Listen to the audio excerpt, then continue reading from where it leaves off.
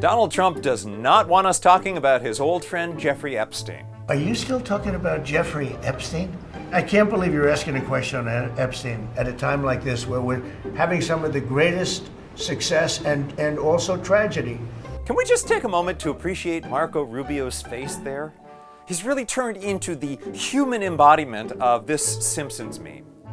Anyway, 3 key facts about Epstein, Trump, and Trump's creepy interest in children.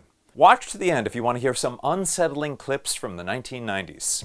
Number 1, nothing about the Trump administration's positions on Epstein makes sense. In the lead up to the 2024 election, Trump's team pretended that electing Trump would lead to new Epstein revelations. Seriously, we need to release the Epstein list. That is an important thing. That list J.D. Vance referred to was a supposed client list of rich and famous people implicated in Epstein's crimes. Many Trump supporters, including Kash Patel and Dan Bongino, who now run Trump's FBI, believed the government was concealing this list. What the hell are they hiding with Jeffrey Epstein? And that Trump would release it. Here's the problem. Epstein's arrest and ultimate demise happened during the first Trump presidency. So if there really was a government cover-up, it was Trump's government doing the cover-up. And on the campaign trail, while Trump was trying to throw red meat to every type of conspiracy theorist, watch how squirrely he got when asked if he'd release the Epstein files. Would you declassify the 9/11 files? Yeah. Would you declassify JFK files? Yeah. Would you declassify the Epstein files? Yeah, I would. All right. I guess I would. I think that less so because, you don't know. You don't want to affect people's lives if it's phony stuff in there because there's a lot of phony stuff with that whole world. I don't know about Epstein so much as I do the others. Nevertheless, Trump supporters awaited the release of this list like Linus waiting for the Great Pumpkin, and Trump officials kept teasing it. In February, Pam Bondi said the list was on her desk. The DOJ may be releasing the list of Jeffrey Epstein's clients? Will that really happen? It's sitting on my desk right now to review. And the demands to release the list got stronger after Elon Musk tweeted this claim, quote, "Donald Trump is in the Epstein files. That is the real reason they have not been made public." So if Trump actually were not implicated in Epstein's crimes, you might think this would be the perfect time for a big public disclosure to clear his name. Instead, we got this. Nothing to see here, please! The Trump Bondi Justice Department announced that the list, which supposedly had been sitting on Bondi's desk, actually never existed at all. Also, Trump World has been suggesting for years that Epstein's departure from this mortal realm was assisted. At the time, Trump even retweeted a conspiracy theory that the Clintons were to blame.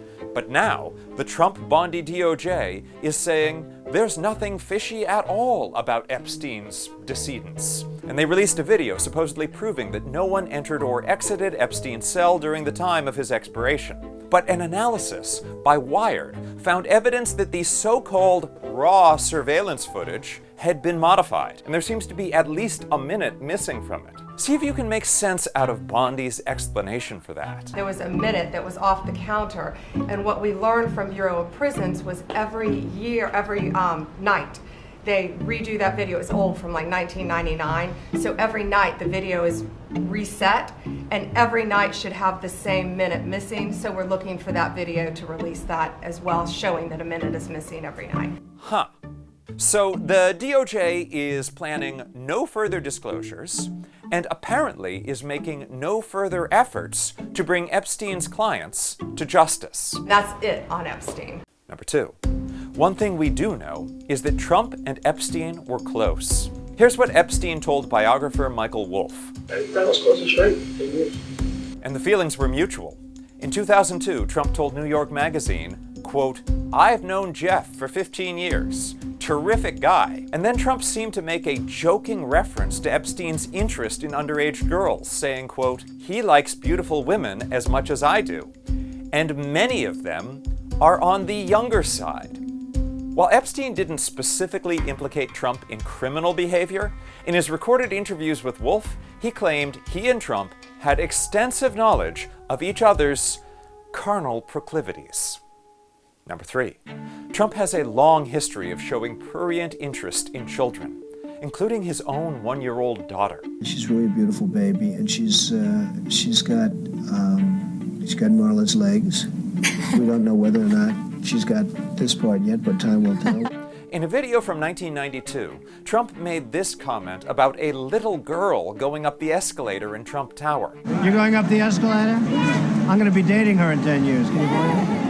Trump once complained to Howard Stern that he felt limited by having promised Ivanka he wouldn't date children younger than 17. She made me promise or swear to her that I would never date a girl younger than her. So, Howard, as she grows older, right, the field is getting very limited severely. You know? Yeah, I mean, the nerve of her. Now you can't go out with 16-year-olds. The LA Times reported on Trump telling 14-year-old choir girls in 1992, quote, "Just think, in a couple of years, I'll be dating you." And the children competing in the Miss Teen USA pageant accused Trump of barging in on them while they were dressing. So whether or not an Epstein client list ever comes to light, it's clear that Epstein and Trump had more in common and a deeper connection than Trump wants you to know about. I'm Alan Piper at apiper13 and Piperama. Follow Courier Newsroom for the facts you need.